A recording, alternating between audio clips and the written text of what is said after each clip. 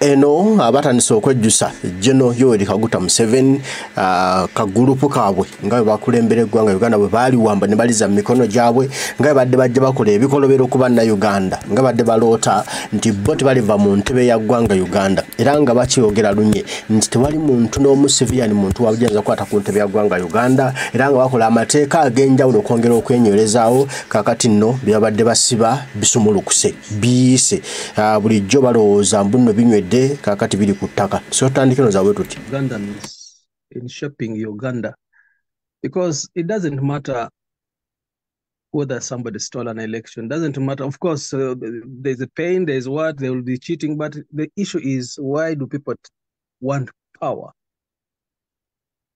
Why do people want power? People want power to offer service.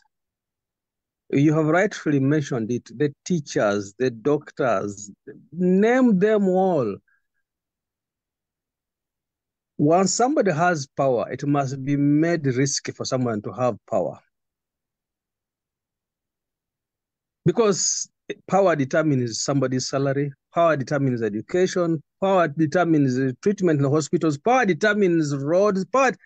And so once somebody has power, it comes down to the citizens. You know, you can hear about all these electoral reforms, those are their tricks, those are things people can play with, but the larger community, it's the citizens who are affected. So the citizens must make sure having power is risky.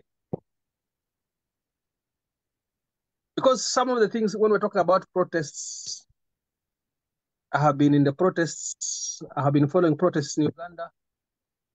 There's a population that doesn't care, and the population that benefits from power.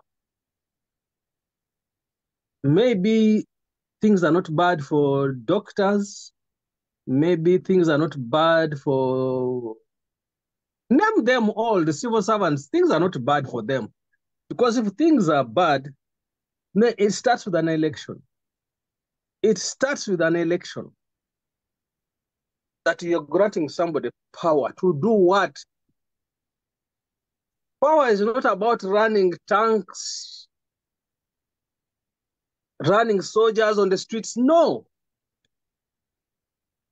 Power is about doing things better. You simply go there because you know you can do better. The Ugandan citizens have never asked for people with power to account to them. And that's where the hugest mistake is. Because once somebody is in power, you start looking at what have they done? What have they done for us? What has changed? And then you engage from there. The protests we keep talking about would be civil disobedience. I have often said that doctors could liberate that country just in a week, in a day. Say no. But they all subscribe to the regime. Today, this morning, I think I was talking to young people on a Twitter space at 4 a.m. I was telling them, yeah. Whereas you say Semakade Isaac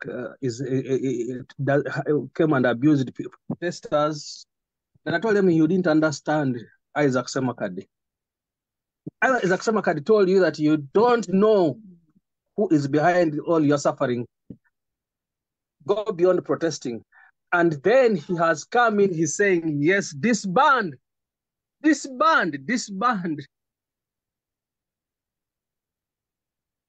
judicial system of Uganda. And that is basically it. Rule of law. He doesn't only need to bang, we don't only need to bang tables in the judiciary. We need to bang tables in the medical system. There's too much, I call it subscribing to the deity. Deity is a form of worship. Bishops are worshipped, the churches, they are worshipped, then the medical hierarchy is worshipped. You are asking yourself, why did the internet go to the streets? Why didn't they stay? Why haven't they sustained? Because you can't tell me 2,000 interns have now kept quiet. So it is the citizens who are missing. Citizens' action is not there. People will always want power. People will always want to take power, whether through corruption. But the question is, do you want power to do what? You want power to do what? Because somebody takes power saying, I'm going to build roads. Look at the people of northern Uganda. This week, or last week, we attended a space by people of northern Uganda. And every person from northern Uganda had a profile picture of Museveni and Mohoz. Now they are crying over Karuma Bridge. But why are you crying even?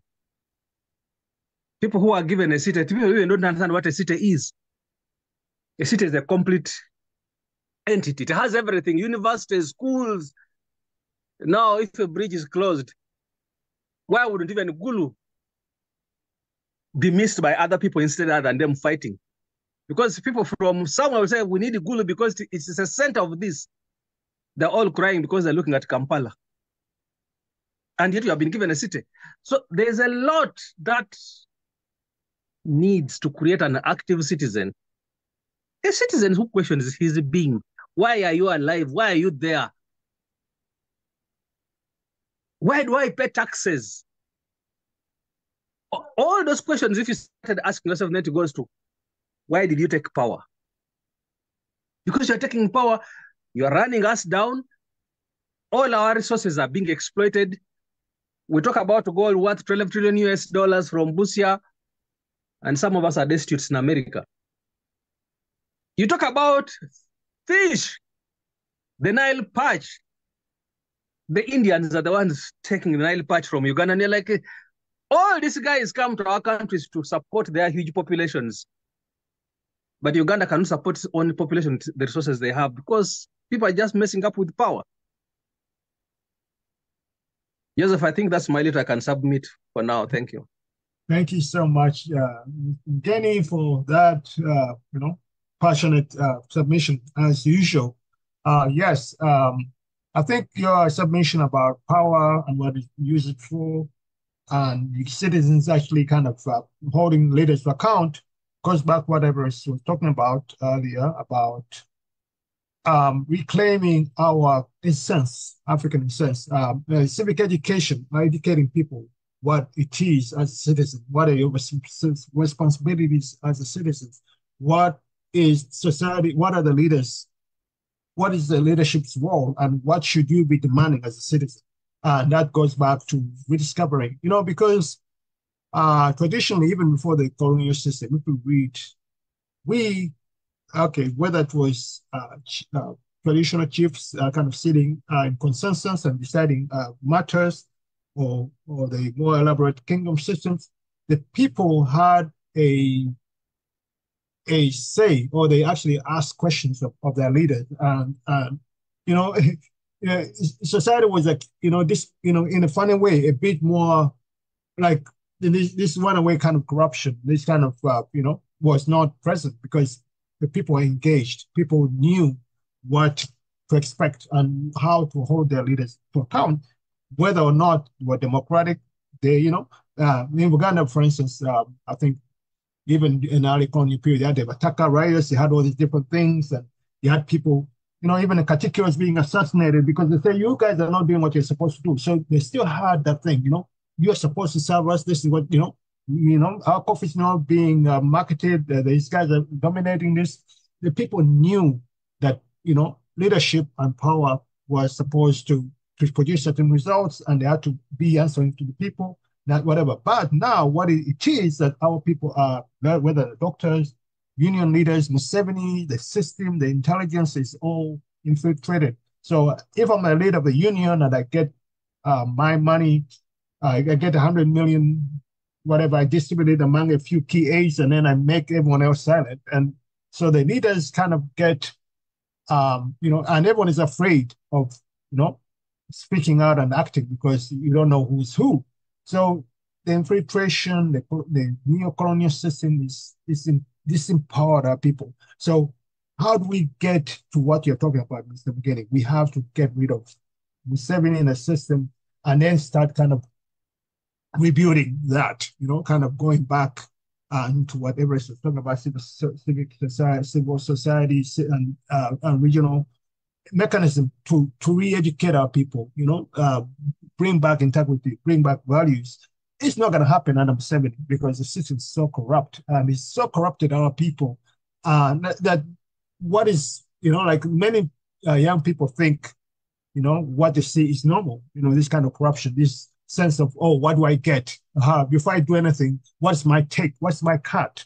I have to get 5%, otherwise nothing happens. So many have grown up in this kind of system. They see that the people that are wealthy, the people that are putting up mansions, the people that are serving in office. So if you have a position in government and you're not rich and you're not putting up a mansion, something is wrong with you. Like how come you're not using your position to enrich yourself? So this is the example. 40 years is a very long time, So many Ugandans have grown up into that system and they think it's normal. So it's gonna take a lot of work, but in order for that to happen, we have to uproot Museveni and his system. So thank you so much, Mr. McKinney. And with that, we are basically getting to close, but Mr. Prezo and then and then Mimi and then Dorcas, you can come for us out. Mr. Prezo, your co-host, but you've been quiet. So please unmute and give us your input and then get to Mimi and then Dorcas. So no more hands after, unless Dorcas extends it. Prezo, please unmute. And Mr. Prezo, Ellen Prezo, are you there? And then Prezo kind of walks away. Okay, yes. All right. Thank you very much, Joseph. Yes, I'm a co-host, but then you're doing a great job.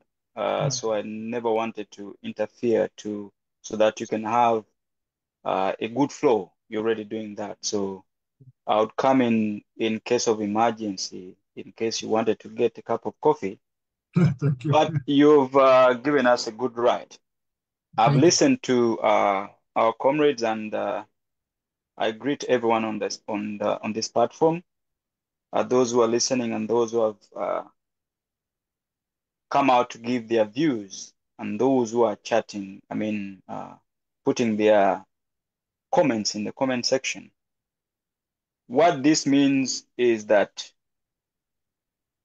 we are foregoing whatever we would be doing at this moment to come and learn, unlearn, and become agents of change, because we believe our country, the love for our country is closer to our heart. I hope, Joseph, I'm loud and clear. Yes. Good. So, as a reminder to all of us, because we need to come from somewhere to find solutions and to diagnose the problem that we have in our midst. We have Uganda as a country, and we have those that I will not look at the past years, but I will look at someone who has led it, actually ruled it for coming to 40 years. That small group, Museveni and his family, and those that are too close to him, they gave us a blank check, which we thought that there was money in the bank, only to go in the bank and we did not find any money. So when these guys came in 1986, those who were there by that time listened, watched, but they never believed the group of people that had come to capture our country. because they were living in a life of tyranny, of Obote.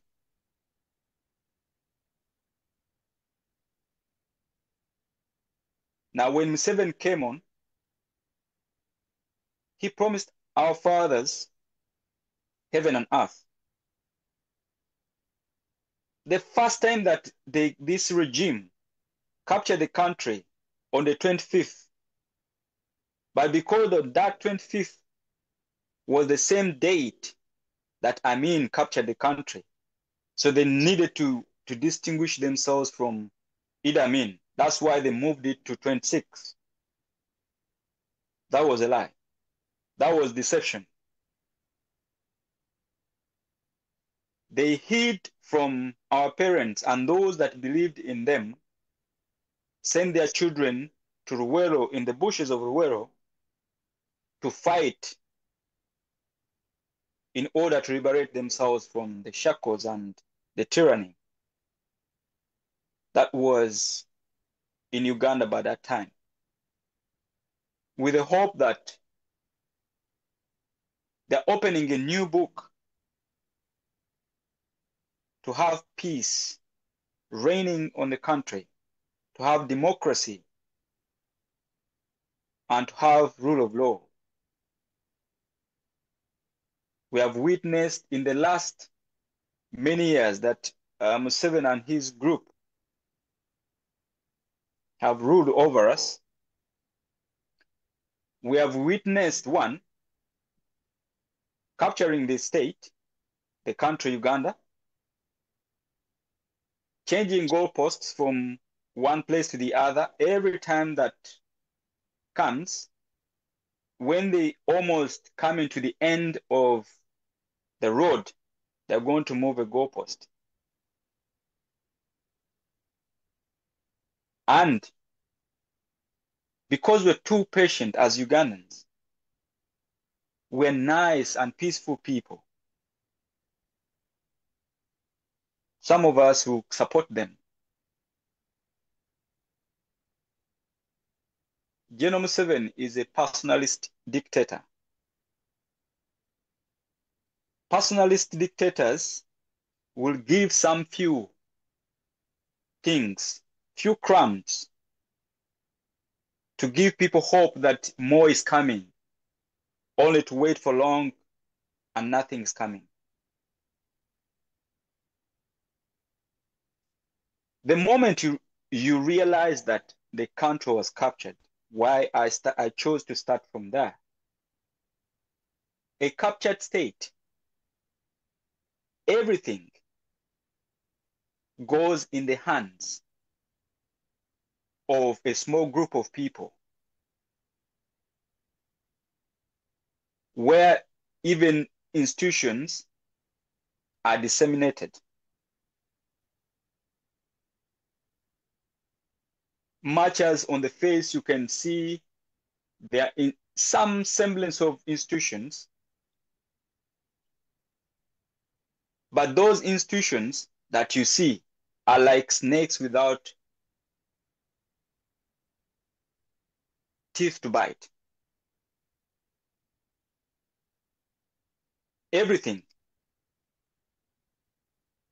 It has no venom in them. It cannot do anything. It's a snake, you can see it, but there's nothing. There's a difference between power and authority. Someone can have power without authority. Like the many ministers that you see, members of parliament, they have the power to make laws, to pass budgets,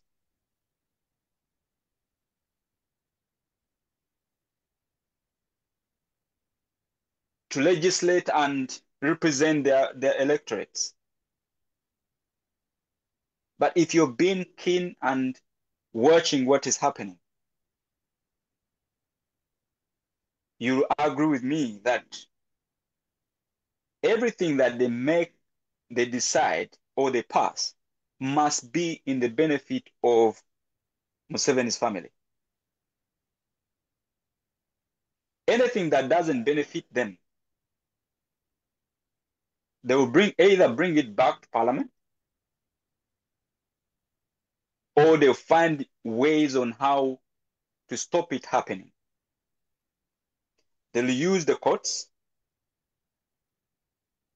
They'll use all the tools of coercion to make sure that those that were involved are punished.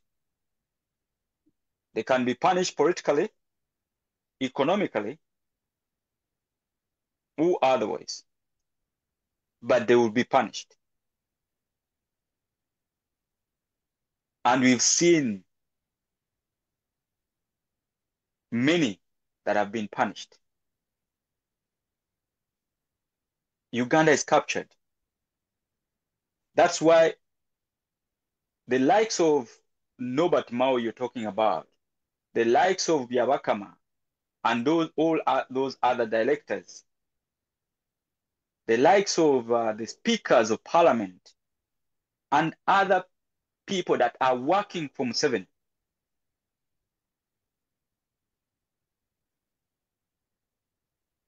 that's why you find in parliament where General Museveni, under the constitution, is supposed to report to parliament. The Attorney General is the staff of parliament. Ministers are supposed to be reporting to parliament, answerable to parliament. But just look at the way Anita Mong runs that institution, the August House. Where does she get the instructions? Anything that you see Norbert Mao is mooting, the Anita is among speaking with a lot of authority in courts.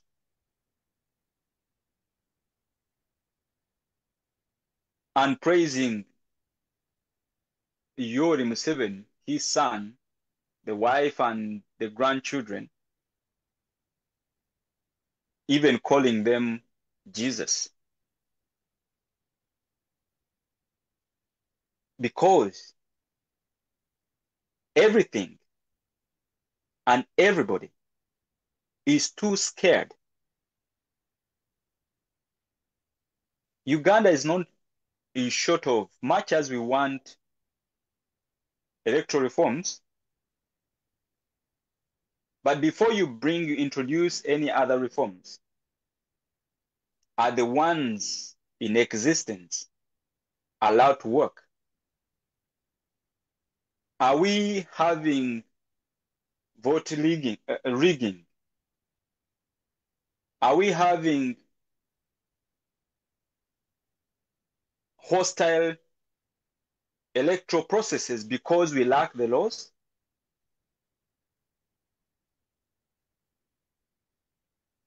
Ask yourself a question. At the times of that election cycle or process, do you believe that in your own conscience, do you believe that Byabakama is the one in charge of that election?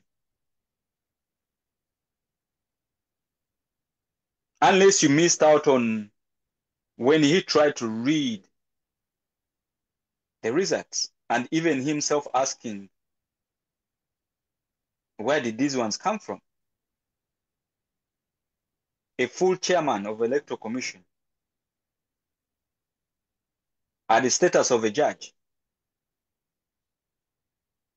So once we understand that the country was captured, what do we do as the people? How do you deal with that kind of environment?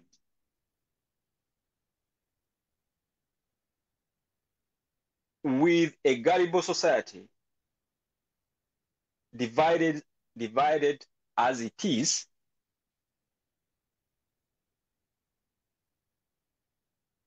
how do you deal with that? Because we are in a war. We're not in the bush. using the methods that Yoweri Museveni used? Do the people really understand the magnitude of what kind of danger they're in and what is about to hit them?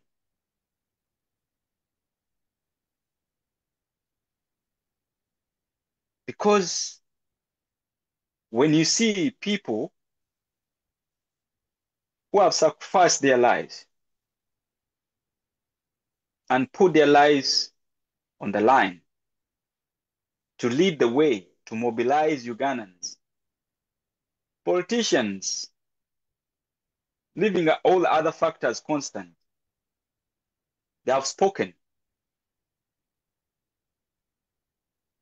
They might be not really aiming to change the regime, but the words that they have spoken would change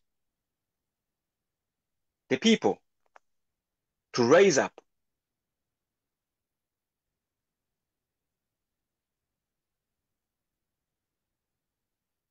Ugandans, we who are talking here, those who are going to listen to what we've said here later, as I conclude,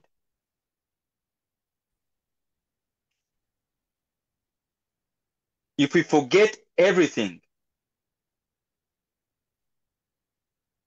if you choose to speak about the amendments that Mpuga is proposing as a private member, if you want to talk about Norbert Mao's amendment, constitutional amendment that he's proposing, all those will come. It's like life. You have no control to what life throws at you, but you have control to how you respond to what life throws at you. You have 100% on how you respond to that. So, telling Norbert Mao, Mpuga, and others that we see you, we hear you, but what you're mooting is not what we want.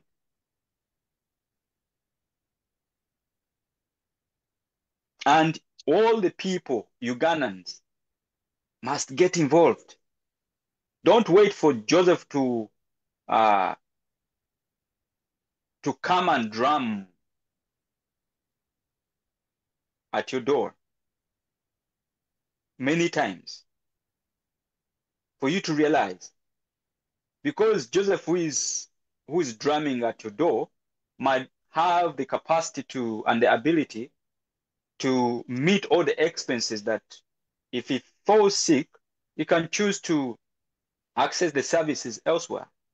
But he's standing to awaken your mind to make sure that you stand up and use the non-violent means. How do you do that? Isolation. Because Museveni is not going to come and break the bank. He's going to use existing laws, or he'll bend them to make sure that he gets what he wants. Now, for you, what you have to do as a Uganda, as a citizen, you have a duty under the Constitution. However shredded it is, you have a duty. 2, isolate. First, to identify those that are giving oxygen to the regime, because the regime, General Salim Saleh, Odrek Rabogo, Museveni, his wife, friends, in-laws, and then the relatives that are close to where power resides and authority. What are these other groups that support that small family? Identify them. Where do they live? Are they living within the community? Are they close to your communities? What is their currency? They look out for people. Who are the people? These are the Ugandans.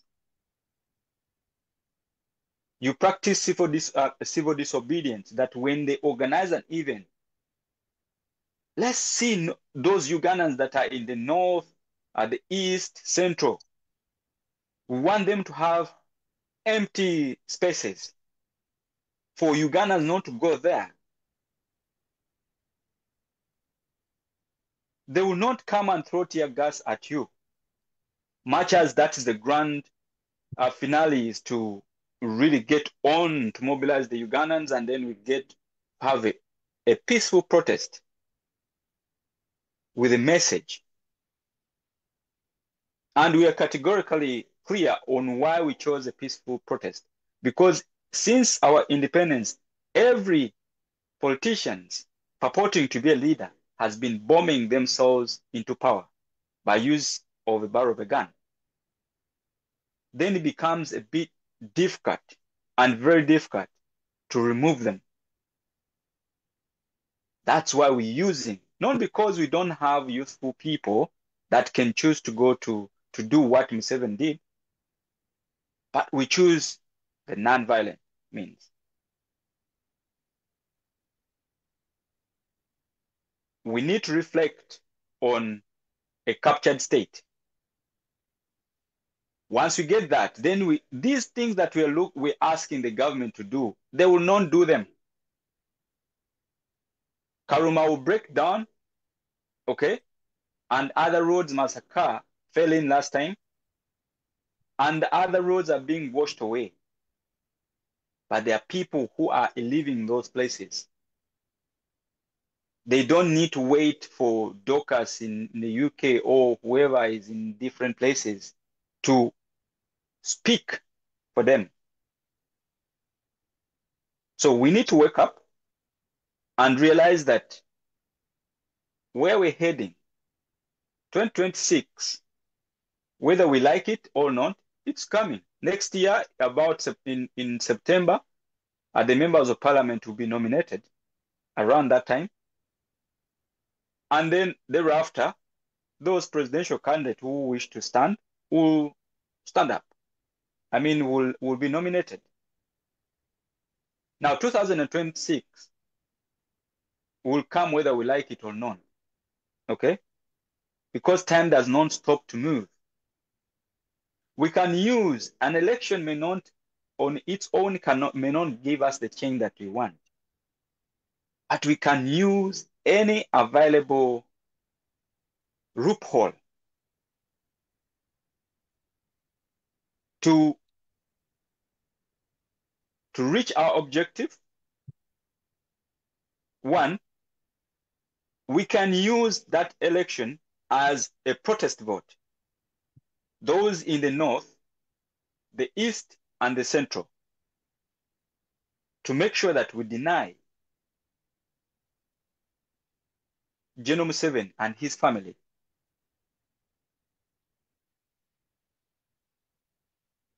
he's not going to be seated as well.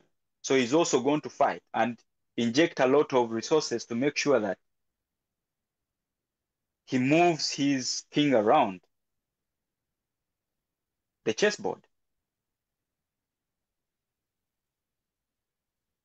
But we need unity.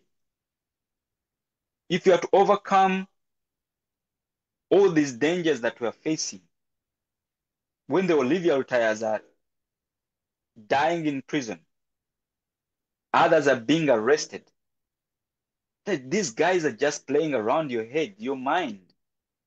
And some people falling for that crap because they're accepting another person to instruct their mind. Let's liberate ourselves to see the person and the group of people that are dealing with. In a captured state, you're not going to get anything beneficial to the community. Those little crumbs that you the crumbs that you get are to give you hope. Like you're hopeful that something is going to happen and nothing happens and the years goes. I thank you for listening to me. I yield the mic back to you. Thank you so much, Mr. President, for that extended submission. Yes, we live in a captured state. And yes, electoral reforms or no electoral reforms does not make a difference in the capture stage. So yes, whatever reforms that Puga may be bringing really yield mean nothing under a captured state. So I agree. Where I actually, the submission is great, but obviously you ended up saying that, oh, 2026 is coming, whether we like it or not. And that is where, obviously, for me, I have an issue. Even like considering I mean, yes, basically because the issue is that once we're looking towards 2026, um, for a lot of people, it's kind of like they're looking forward, but they're not looking at the present. Like, what do I do now to make sure that I liberate myself? What do I make sure that we don't have another Chitezi tomorrow in Basaka or Barara or a landslide in Bududa? What do we do right now to make sure that the 70 and the system crumbles, as opposed to waiting to 2026 and hopefully using any loophole to make sure that somehow something is done? So this looking forward to 2026, or, when we know that it's a capture state that is not likely to make any difference, is for me a major problem. Because as you rightly kind of diagnosed, we are in a captured state. Nothing's likely to change. Meanwhile, we're going to have more Olivia retires. Many of our people are still missing, despite the fact they're talking about on the 18. Many, many more are missing and unaccounted for. And we are going to add more, it becomes a little bit among, some of these MPs, and it becomes almost a self-serving thing whereby, more of our young people are being sacrificed. But meanwhile, we are going through a system which we know is not going to, it's just going to bring more or less the same, more of the same, maintain the 70 and the system in power. So I think our focus should be, how do we, I think what is lacking now is more of a coordinated national action. I mean, it's, having an isolated march to parliament in Kampala, or, and of course, you announce it ahead of time. So we're going to march to parliament and in just Kampala, even in Kampala, just one location, as opposed to, they say, let's have like action all over the city, all over the country. As you're gonna, we need to make the system uncomfortable. I mean, otherwise 2026 is gonna be more the same, because there's no, but once you shake everything up, maybe then they would even consider how to conduct themselves if, God forbid, we get to 2026. But we need to do something now. Now we can't wait. So, like 2026, like that focus of, your mind, the mind is a funny thing, like if you kind of like project forward, your mind and the steps you're taking are taking you to 2026, as opposed to saying, okay, what do I do? What do I do 2024? What do I have to do by December? Like, what do we have to do to get our country, like, what can I do today to see that I contribute towards removing the 70 or to weakening the system, And so that is, thank you so much for that. Whatever, we are in a captured state. Electoral reforms or no electoral reforms really is almost meaningless in this situation. Where in Uganda, I totally agree with you.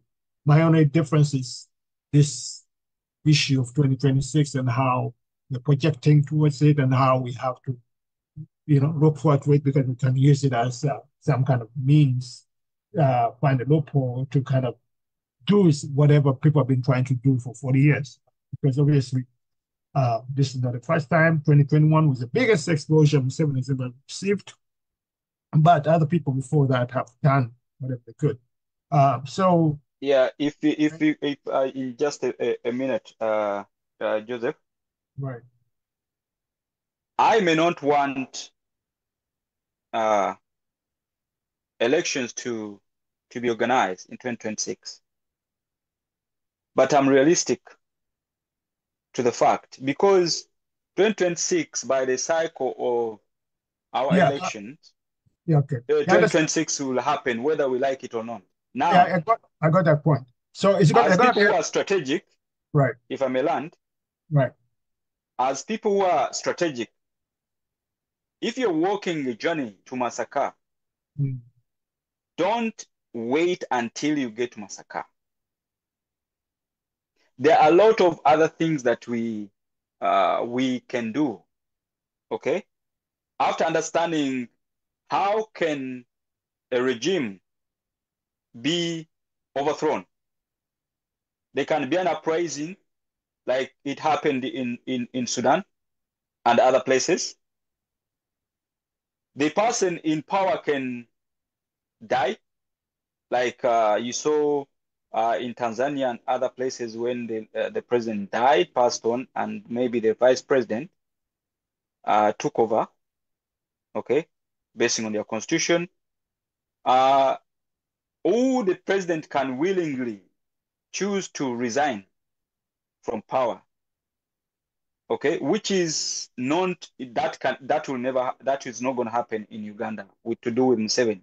Museveni cannot see himself out of power when he's still alive, okay? He's going to run all through. Even when he becomes cabbage, people will use his image. The Salesi will run the government behind when Museveni is not the one running the government. Okay, Saleh can run the government, whereas we know that Museveni is still a president, like the way we saw in Zimbabwe when Mugabe, I mean, at his age, he still wanted to be the president until the army said no. Listen, and whoever was running that government was his wife. Okay, until the army said no, enough is enough. We're taking over. All right. So as we plan everything that we need to do, remember when Robert Kyagulanyi Ssentamu withdrew the case, the presidential petition from the Supreme Court, he brought it back to the People's Court. That was 2021. How many years do we have down the road? 3 years. Okay. So if you look at the distance that we have covered, yet we're still in this fight of still overthrowing and weakening the tyrant. The distance between 2021 to where we are now, I think where we are to 2026 is shorter, which means in politics anything can happen, but things don't just happen. There must be a force added behind it for it to happen. Now, when you look at the environment in Uganda, okay, Uganda community is like, let's say, a dormant volcano, okay, that has not erupted. Many people want change, but we haven't got to a point where we need change. Those two are different. You can want change, but that change cannot come until you need it. A need to your life is something that you can never survive without it. A car doesn't want tires. A car needs tires. A car needs fuel or electricity, like electric cars, to move. So we want change, and the bigger population want change in Uganda. But we have not moved the step to start needing a change. Let's drum and bang the tables. Make those politicians and leaders uncomfortable because they're relying on us. They're getting their power from us. The moment you line up and you go cast your vote, much as the Constitution says, the power belongs to the people. But in Uganda, when you cast your vote, you're giving all your powers at that time to that politician until the 5 years end. That's a fact. It's not an opinion, but it's a fact. Okay. So conclude, please, because we are basically almost out of time. Are you done, Mr. Prezo? Oh, you're done. Yes, Okay. I'm done. Thank you very much. All right. Thank you so much. Yes. All right. So yes, 2026 is coming, whether we like it or not. As you say, again, yes, it's coming. But what I'm saying, we should not be putting it forefront and kind of like, yes, I mean, you can do it. You can think about 2026 quietly as a party. You have all the means, all the brain work. You can do things quietly. You don't have to put it forward so that you're planting this into the people's mind that, oh, we're looking at 2026. It's kind of like you're putting people to sleep. Oh, 2026 is coming. Plan. Okay, okay, let me put it this way. My thing that we should not even, like there should be like, what are we doing today, tomorrow? Okay, but then something 2026, yes, God forbid, comes, but that can be done quietly without putting it front and center. So people start saying, oh, we have elections are coming. Like meanwhile we can sit and whether I have a job or another kind of tragedy is going to happen tomorrow. Accidents and whatever is happening in Uganda daily, all the tragedies that are happening in Uganda. We have 2026. We can address it during that time. Elections. And other people are actually looking at 2026 to go to parliament. To get the benefits. Meanwhile, a lot of the young people that are going to support these politicians are going to be abducted and killed and be like other people that 2021 are in prison. And we mostly less forgotten about them. And for me, that's a huge problem. Whereby we just kind of riding off the backs of young people, with no real change. So, yes, that is coming, and whether we like it or not, but it should not be front and center of the political organization. Like, okay, it can be done quietly, but kind of get people, kind of mobilize people's sentiments about the need to stand up. Now, I mean, basically, the sooner we do it, the better. Because who knows what's going to happen in 2026? Whether, Kagame and Museveni can do something. Or again, now, 2026, again, as you know, Everest, I mean, we may not even have those elections because Parliament NRM is going to choose, most likely. Because Museveni always make those just for elections, which proposes amendments. And history, if you look at every election, before elections, Museveni always introduced something to either extend his stay in power or to make sure elections are rigged somehow. Now, the biggest trump card is NRM choosing because the majority, and Museveni uses the money to bribe and ensure they have a huge majority, whereby even the election we are talking about 2026 may not even happen because they're going to choose their own person. So that is why I have a problem 2026. But thank you so much. I understand your viewpoints, but again, in the captured state, I think it's really a very slippery slope, and it's really not gonna, like it's about what it's gonna take for us to say, that enough is enough. Do we have to wait till 2026 to say, oh, you know what? Oh, now that we're gonna rise up. Meanwhile, I mean, the president recently was, a canister was shot at his leg, but hardly any action. Literally, people didn't rise up like they rose up during the election. So, anyway, it's a long story, and of course we can exhaust this subject now. But thank you. I understand your point. Now, Mimi, please, and then Everest once more. But please try, because we try to make it as concise as possible so that we close. And we call on doctors to close us out. Thank you so much. Mimi, can you please come in and give us your viewpoints? Thank you so much, and thank you for today's discussion. Mine is going to be start off with a question, and I'm gonna try to. It's just briefly. The question so many times we are looking at where we are directing our thoughts and eyes at what this government is doing towards these elections, but what are we doing ourselves to prepare them? They are preparing themselves. My main concern about these elections, as we want to engage in it, is how are we preparing ourselves? because these people are bringing in one thing at a time, you know, reforms, this, and then they are saying something in parliament, electing out. They are bringing things, you know, they are testing the waters, but, you know, behind the scenes, they are working. They are not just sitting. That is the difference between us and them. We are going to criticize what they bring up, but what are we doing about these things we are criticizing?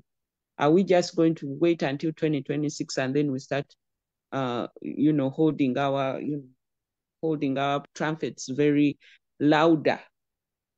These 2 years should be our times to prepare. What are we countering to do? So if they are bringing reforms, are we also suggesting reforms? And not just suggesting on our spaces, because it's good to suggest on our spaces here, but it's going to stop here. Is it visible? Does everybody see it? Is somebody pushing that narrative that we're putting forward? We want reforms in this electoral commission form. We want the opposition to be part of those people who are selected into the electoral commissions. What about that? Is a huge reform than having the president, because to me it's way-sided, having the president having to elect people in there and without the input of anybody who's opposed to the government, you know. That is so major, because then there is a balance, but there is no balance right now because everyone who's on that commission is part of the government. So how are we going to even okay, let's say we don't have any, if we don't have eyes and ears everywhere where there's decision making, these things are just going to hit us by surprise. Everything comes as a surprise. We start off by hearing rumors, hearing propaganda, and then these things become enforced. And that's how we have been here. We are hearing this is coming, and before you know it, it becomes law. You know, it becomes a bill in parliament, it becomes a bill that becomes law. So this has been that trend. Do we as the opposition see that trend, where we see things in social media, and before those things become reality? So what are we doing beyond, you know, I always see something like where people stand up and make a statement, and that statement goes, you know, every person in the nation or in these countries, they either rally against that or they rally for it, you know. So let us also make that strong statement.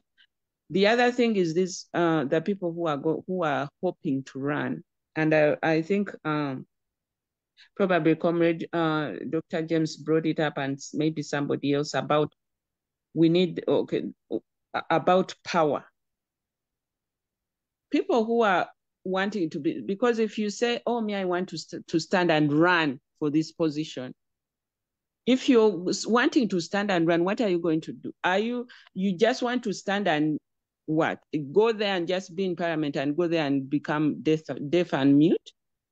So we need to start looking at these things, because if you want to run in something, you've got to be starting, because right now the problem is the grassroots. The grassroots is a problem, because if people do not understand why they are electing somebody in office, and they're just electing them because they've been given something of gratification, you know, they've been given something of money, you know, they've been given promises that don't even materialize every 5 years, you know, that means, like I think Comrade Joseph said, we need to change the thinking of these people, because in this election, the most important thing is the grassroots.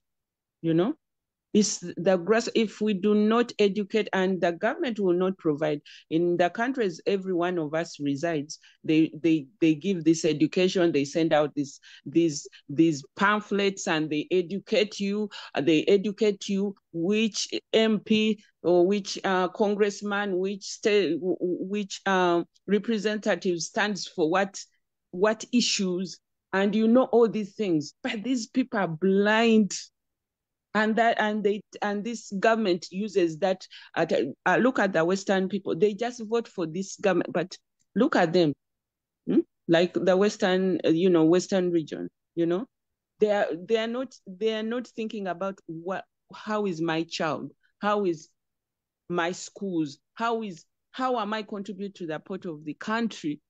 They are just looking, because somebody comes from the same region, therefore they come, they deceive them, this, I'll give you cows, I'll do this. And before you know, the whole region is voting for somebody who has not even contributed anything to their region, And some of these are deep stuff and then they are creating constituencies by constituencies, because that's how they know to win.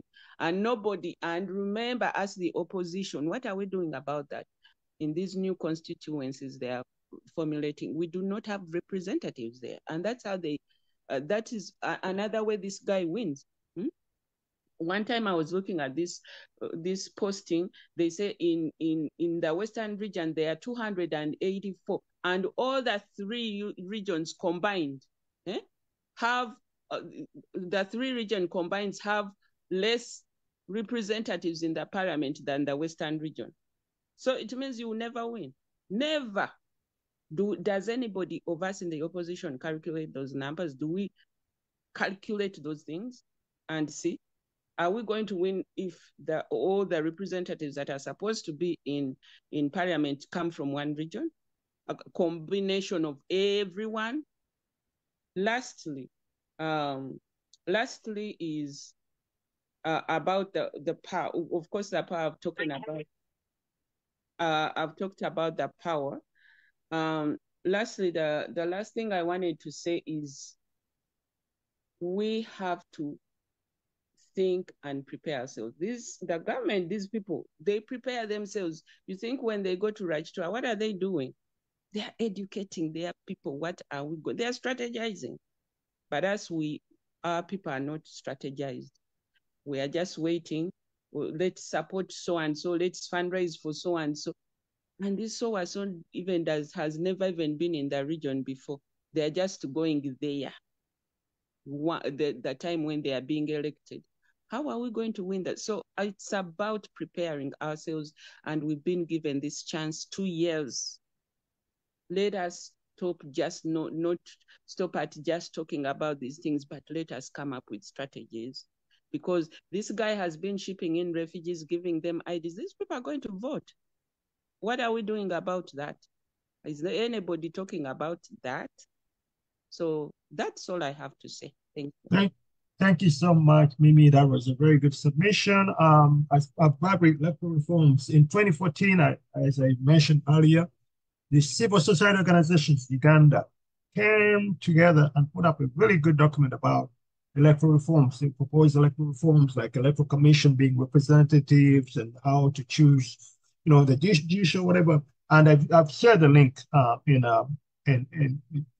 the chat, so you guys can check it out. So these reforms are really good, and for civil society together, coming up with really good reforms. So basically, what I'm trying to say is that we already have a blueprint.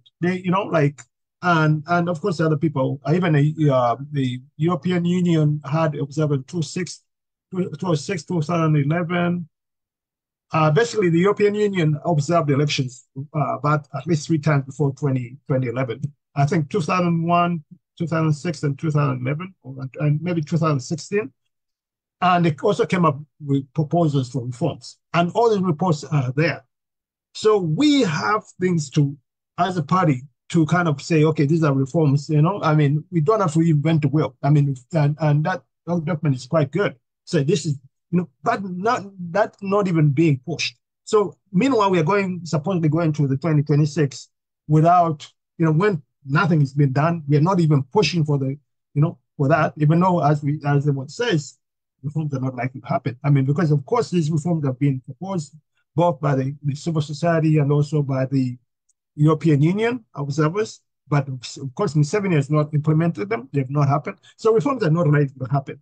But at least, you can say, you can show them that, this is the basis of why we don't want these elections, because obviously, pushing it and really making it, even the European remember that, oh yeah, we proposed this reform, but nothing has happened. So this is an illegitimate government. These elections are not meaningful.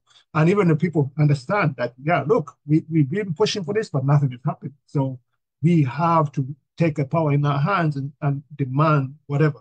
But that is not being done. So this all 2026, you know, it's a facade, which really, unfortunately for me, I'm not really convinced that unless we do something to really get the sentiments up, that we're doing something. So thank you so much, Mimi, for that submission. Now Everest, so I guess more hands, and Proscovia is not spoken. Amisega, and then we've actually extended our Dorcas. You can come in any point if you feel like we are going too far, but I think we'll take the next 3 hands and then call it a day. No more hands after Iga because it's almost going to 2 hours. All right. Everest, can you please come in and yes, thank you very much, Joseph, for letting me in. And the past speakers have been phenomenal. There is some few bits they've raised where I think we should have serious concerns, most especially when we speak about change. To be honest, everyone fears change, whether they're in the opposition or in the government. Let us not be chicken around it. It's a big issue.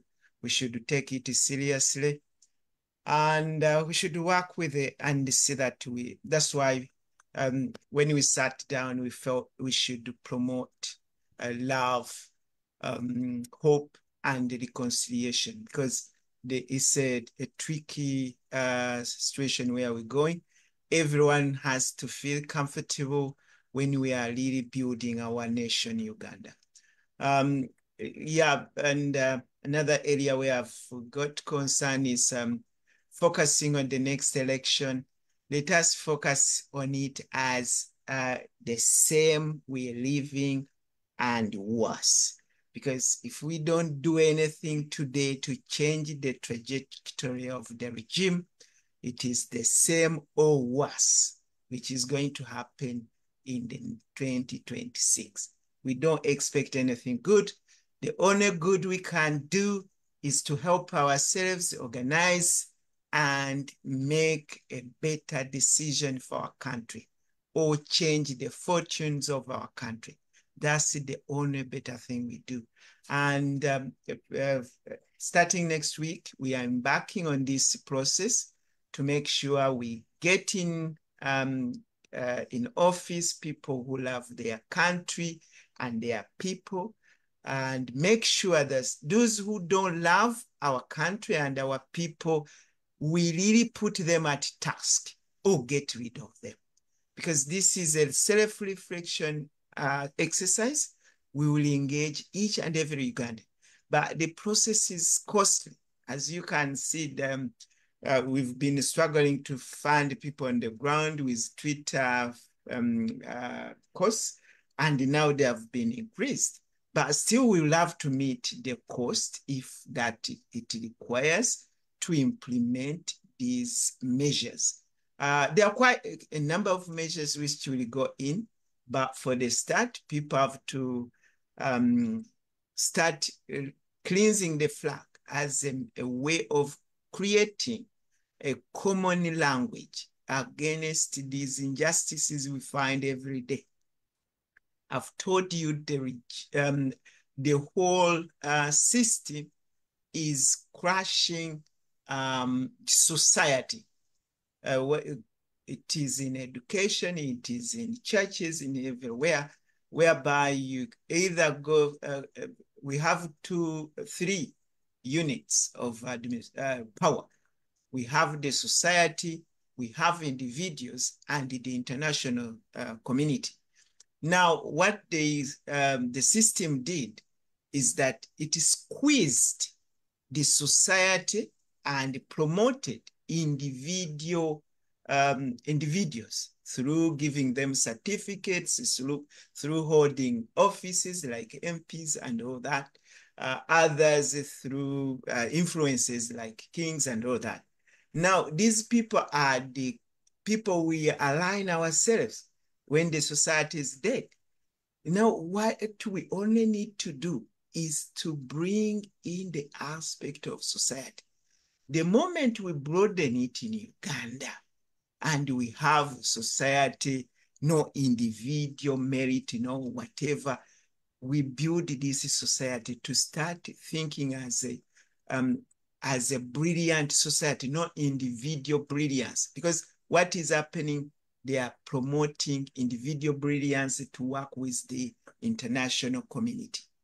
What we need is the society brilliance to work with the international community.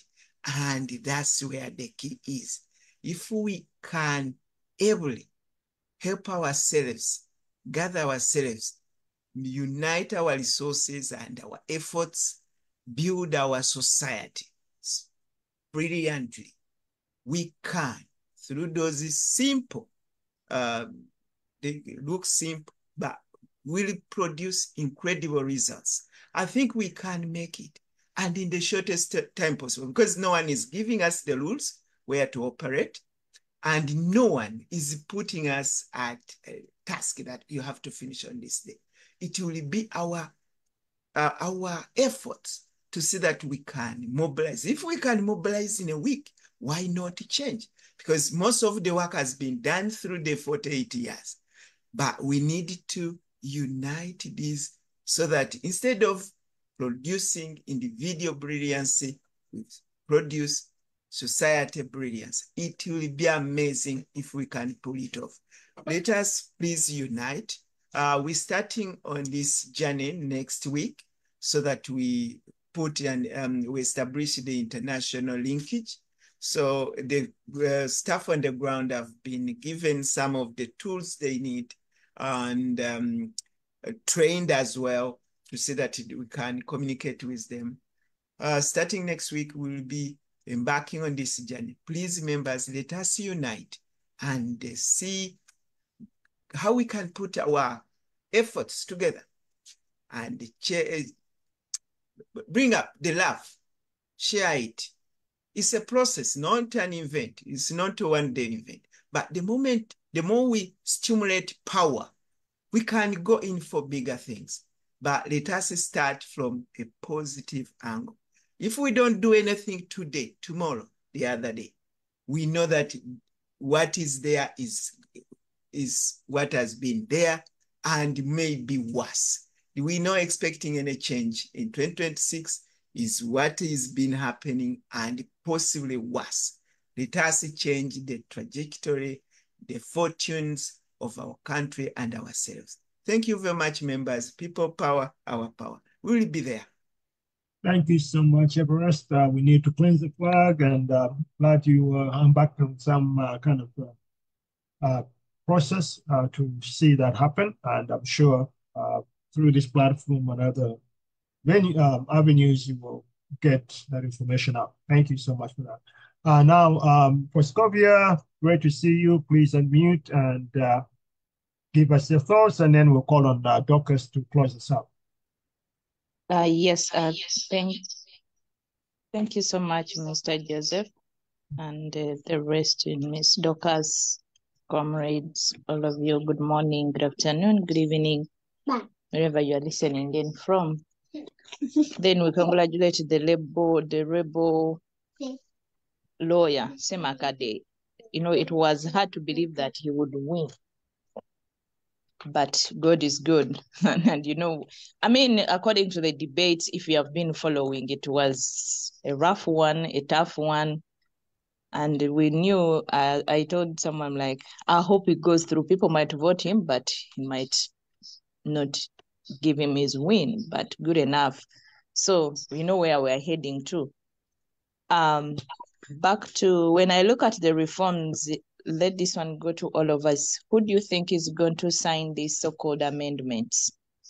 Museveni, that you are talking about reinstalling the term limits? Are we sure? And which parliament is going to sit and listen to that and agree to that?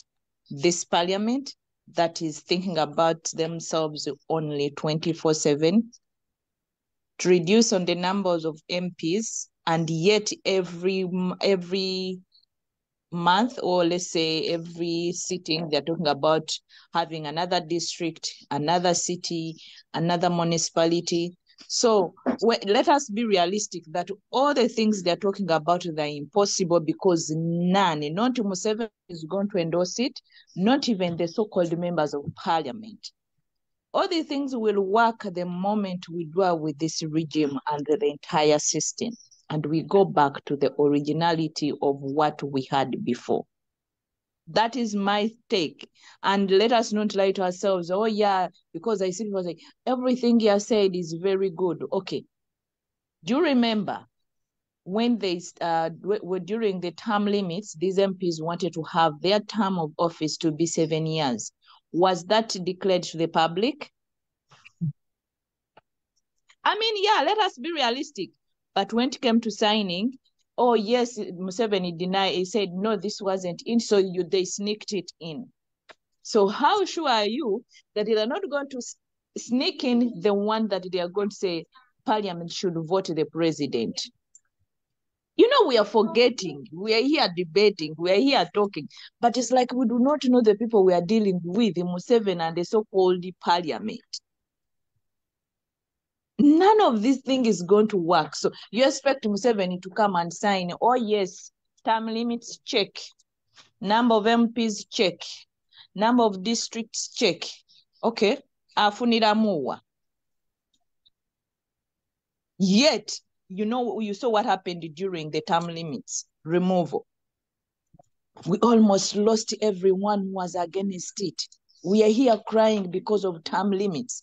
The MPs sat and put in their voices like, yes, it should be scrapped off. And now, right now, you're telling us you're bringing it back. The same person was in parliament. Why didn't he oppose it? Why didn't he give his opinion before?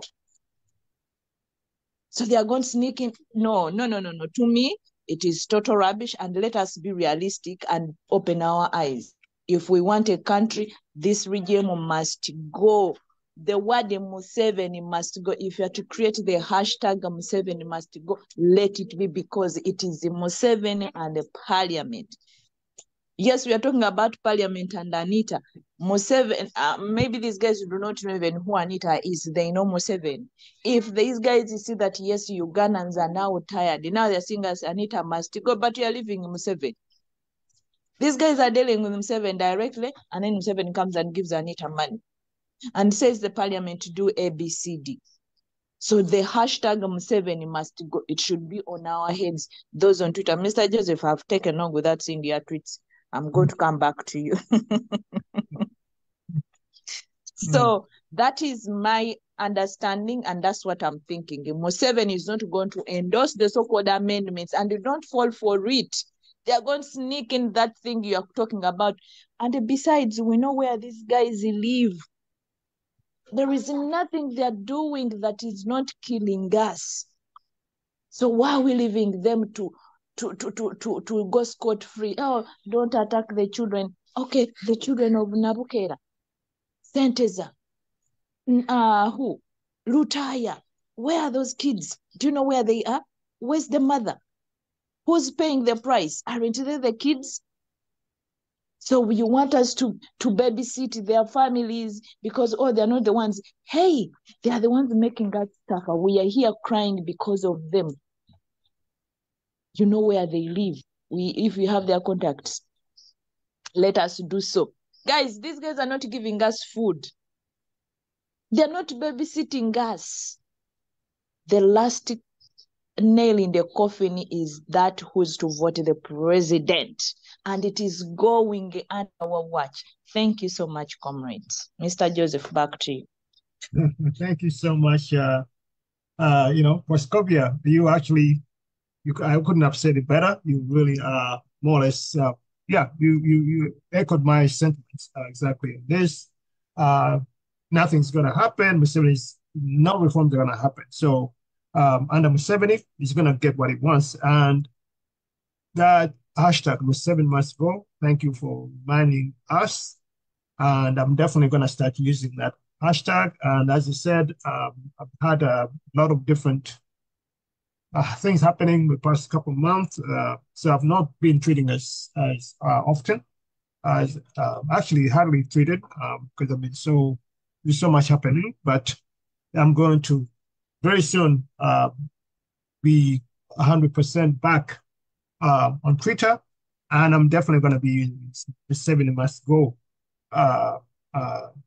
hashtag. Right? It's very, very good one, and thank you so much, Proscovia, for that passionate and eloquent submission. It was a fitting end to this discussion today, because really, our country is gone, and unless we stand up, we're going to have more Olivia retires. We're going to have a lot of people that are more or less forgotten. Literally, even Chivumbi was just abducted a month ago. You know, you think that we'll be on his case every single day. You know, the head of security, but we, you know, I mean, going to 2026, we're getting more and more. And anyone who is kind of associated, who is seen as a mobilizer, coordinator, someone, one by one, they're going to be, by the time you get to 2026, we're going to have hardly most of the most able coordinators or mobilizers, whatever, are likely going to be picked up. Then what are you going to be left with? Now, who's going to be mobilizing and getting, you know, things going? So Museveni is actually identifying through some of these, when we go national tours, they identify some of the key people, some of whatever, and say, oh, you know, this is the one, you know, and they put you in prison and they weaken you or they buy you off. You know, recently, some of the people that have been in prison apparently were given money and they got out. And that's why Olivia Retire is such a heroine. Olivia Retire has to get some kind of monument because, I mean, that woman is just amazing. You know, she's literally, the only reason why she's not being released is because she has stood up. She has stood on her principles despite having, I think, little children and whatever. She said, you know, I'm not for sale, you know, and she's going to be one of our heroes that has to be remembered in history. So thank you so much, Proscovia, for that great submission. And with that fitting end, Dorcas, can you please come and conclude conclude our session today?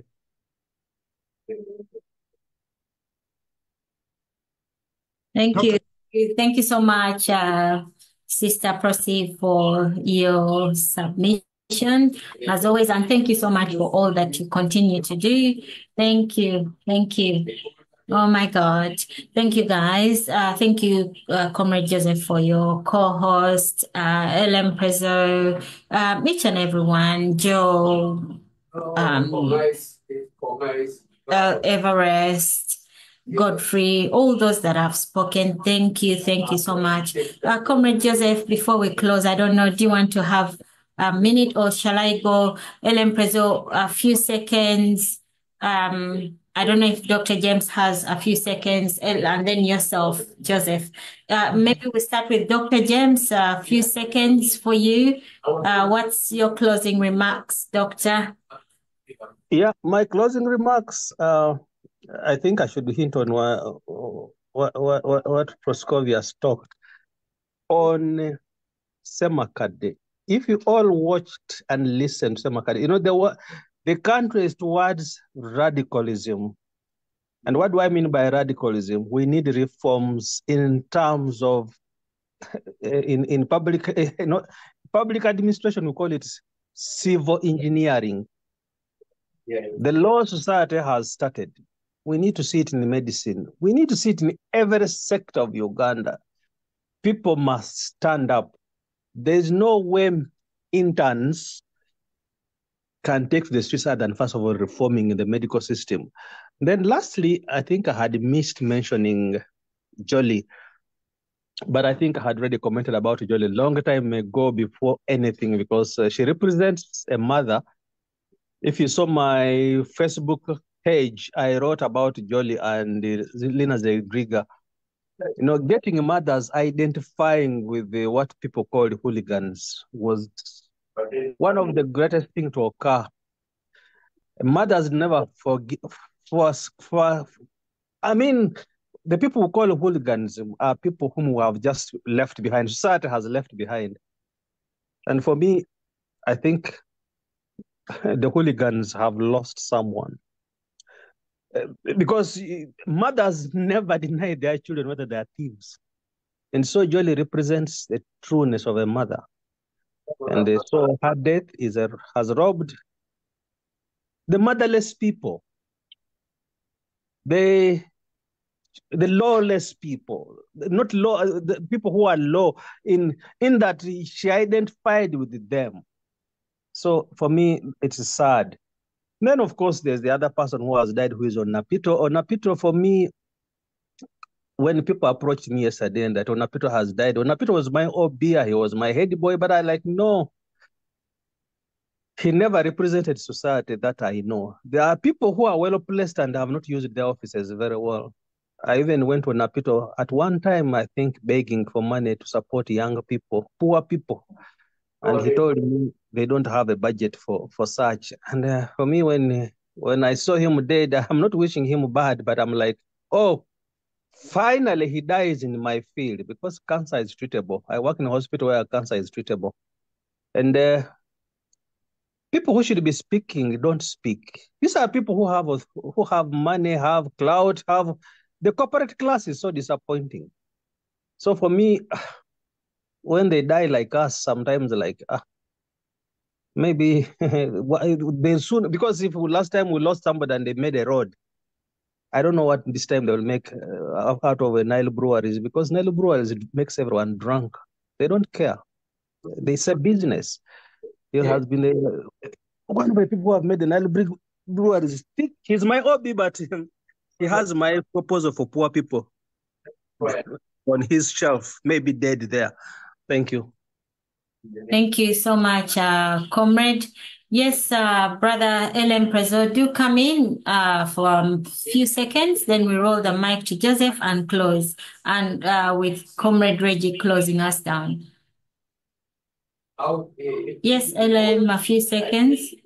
Yeah, thank you very much, Joseph, Dorcas, and everyone who has contributed to on this space, on this platform. We have spoken a lot, and from all the people that have shared their views, facts, and what they think that we should do as the forces of change, those that are agitating for a new Uganda, to get rid of Museveni and his family. Let's keep doing those big and small activities that you have been doing.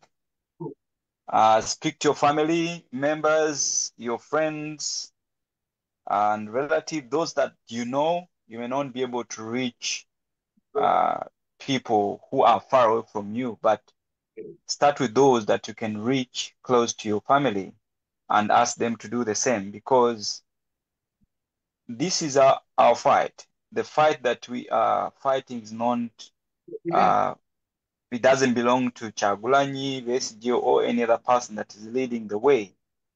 But they are mobilizing us. They only carrying that torch to lead us through this struggle. The struggle to cause change, to liberate ourselves, to have a fundamental change. Not that Museveni talked about on the stairs of Parliament in 1986, but this fundamental change is led by the Ugandans, and it's going to be non-violent. That's what we are. We chose to take to change the way power has been taken in Uganda by use of a gun. Let's keep knocking on those doors wherever you are, and speak to those who are still sleeping and believing that there is anything good that's going to come in Uganda while Museveni is still in power and his family. If you are to bring that change, then we must change Museveni and his system, and that includes his family, as well as his in-laws. Okay. May God bless you all. We can catch up next week. Thank you very much, Lucas. Thank you. Thank you so much for that. Over to you, Comrade Joseph. Then we now close. Just a few seconds. Yes. Thank you so much, Docus. Proscovia, Mimi, Everest, and everyone else that is spoken. If I guess I forget your name. It reminds me of Docus, the clip you played of Cableta. Cableta at the beginning of this session. It talks about the indomitable.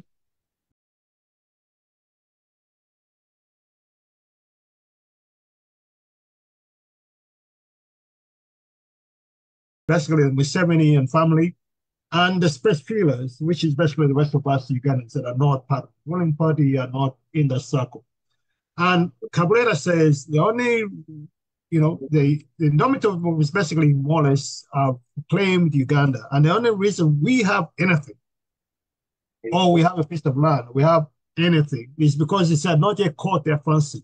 So, but if they woke up one day and say, you know what, I want a piece of land, they'll come and find ways to dislocate you.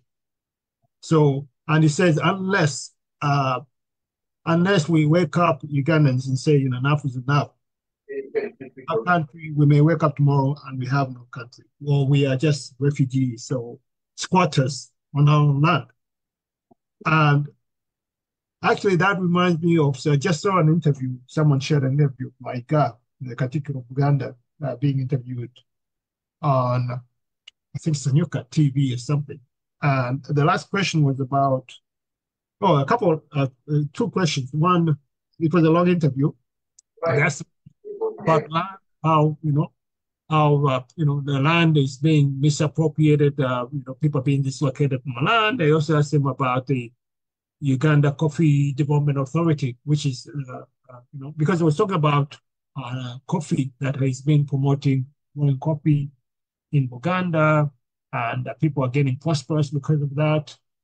Anyway, so on the issue of land, he said, they asked him, so what are you as the Uganda institution, what are you going to do about addressing the issue of people being kicked off their land, losing their land? And he said, you see, I tell people not to sell their land. They should not be selling their land. Like literally, that is like sidestepping the issue. People selling their land. A lot of people sell their land at force. They come and offer you money, and if you refuse, either they will take the land anyway, on gunpoint. And others are outrightly just, find the land taken at the land office. They change the land titles with this registry when they electronize everything. You may have an original title, but you go to the land office and they change it to some other name. So other people just wake up and say, hey, this is not your land, they come up with that, whatever. So he did not want to say, what, the government, the regime should not be, whatever. He just said, people should not be selling their land, like not addressing that. Again, the issue of land, people being displaced in Karamoja and northern Uganda, Ghana, Bunyoro, is the regime. If the regime wants their land, they're going to take it. It's not about selling the land. Of course, some people sell land willingly, but a lot of people, especially in those areas where Balalo have interest, or Museveni has interest, or where minerals, they take your land. So it's up to us Ugandans to say, we are not going to watch as we lose everything, right? And then on the other issue of what was it, land and coffee. Yes. So he was talking about how developing, how his program of Mwanyiterimba, which is a program where he's promoting coffee in Uganda, that some people in some parts of Uganda are getting rich because they're growing coffee again. And then apparently it turns out Museveni wants to abolish the Uganda Coffee Development Authority. Remember, back when he first came to power, he abolished the cooperative societies that help farmers to market their produce. Now the Uganda Coffee Development Authority is kind of like the only institution that is a bit similar, has some of the helping farmers with some of the issues. The coffee, this is actually just about coffee, helping coffee farmers, about, managing their crops and this and that. Museveni now wants to abolish it, so and then my guy said, oh, what do you say about that? He said, oh, they'll be making a mistake, like literally. So it's very clear. Museveni is not interested in Ugandans' prosperity. Is, even now that that people supported by growing coffee is trying to abolish an institution that is assisting farmers. And this is a trend. So how do we get Uganda history? We have to wake up and say, look at everything Museveni has done and say enough is enough. Unless, as Kabuleta says, we and he calls them the space fillers, we're there just to fill space. We stand up and say, we are tired. We are losing everything. The foreigners are taking over. The Indian, the Chinese, the European, whatever, running our country. And, now I think everyone saw the Chinatown. Apparently they have a huge Chinatown in Kampala, where obviously, I guess if you're a poor person, you're happy because they're selling all this cheap stuff. But then that means all these traders, all these other people, Ugandans that have been selling goods are mostly going to be run out of business because they can't compete with the Chinese. They're importing, a lot of this stuff is even substandard, but it's cheap. They have a huge Chinatown with everything in there. Museveni is allowing that to happen when most of our people don't have jobs. 70, 80%, the unemployment rates are very high, So we Ugandans, that's why I say 2026 is way too far. So I pray and hope that somehow tomorrow we wake up and say, you know what, we need to take action. Because, every day that goes by, Museveni is still in power. Another person loses his land. Another person dies in an accident. Another person dies in hospital because of lack of medicine. Another woman dies in childbirth because of lack of ambulances and all that. So this has been a great discussion. Let's hope that I'm glad that the initiatives Joe is talking about, the mobilization, everyone is talking about mobilization. Everyone's talking about something happening, but I just pray that God gives us the wisdom and wherewithal to ensure that we reach a critical mass where something is done, because we are lamenting too much, and unfortunately not much is happening. And I don't think 2026 is the answer. So thank you so much, Docus and everyone, and Ellen Freso and Madways and Reggie and everyone that has contributed today for Scovia. It's been really good. Thank you so much. God bless. Docus, back to you. Sorry, yes, thank you so much, brother. I will give everyone a chance to the mic. Guys, you should be able to unmute yourselves, actually. Oh, I think that is, you should be able to unmute. Comrade Modi, I hope you are very much with us. Are you able to close us down? Guys, we are closing down. I hope you're able to all unmute. Could you please all unmute? You should be able to unmute your mics, guys. Are you guys unmuted? I see Danny Banner. Great. Yes, Brother Modi, please take it away. Hi, good evening, good afternoon, good night, everyone. Lack of time we've got, let's just go on to the people power call and we sing the Nguli. First will be in English and then in Luganda. On the count of three go, we shall do it. Okay. 1, 2, 3, go. People power.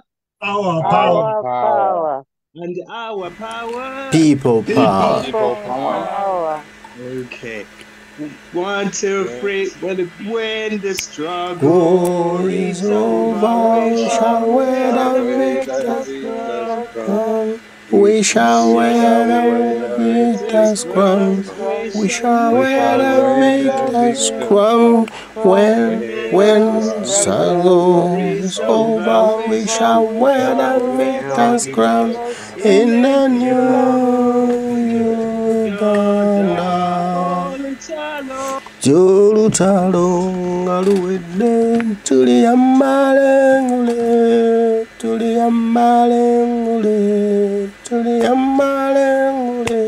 olutalo ngaluwedde tuliyammalengule tulivimba mu Uganda empya. People power, our power everywhere. Okay, byebyo tweyanzege mulimu gwakona kintu tongera okubunya obubaka, tongere okwanika Gen. Museveni, tongere okumulaga ensi, tongere okujja amazima, tongere okulaga nti eggwanga laffe liri mu mbeera mbi, lyetaaga okuyambibwa, lyetaaga okuva liri atudde ku mutendera omulala. Tongera okulaga nti abatukulembera tebatwagala, tebatuliiko, nga twetaaga n'atubaako wanaatereza ensi eno nga buli kimu akirowooza ku lwa Uganda so si ku lwa famire. Mbaagala nnyo, Mukama Katonda wensi abankuumire, tujja kuba tuddamu banywanyi bange mweraba.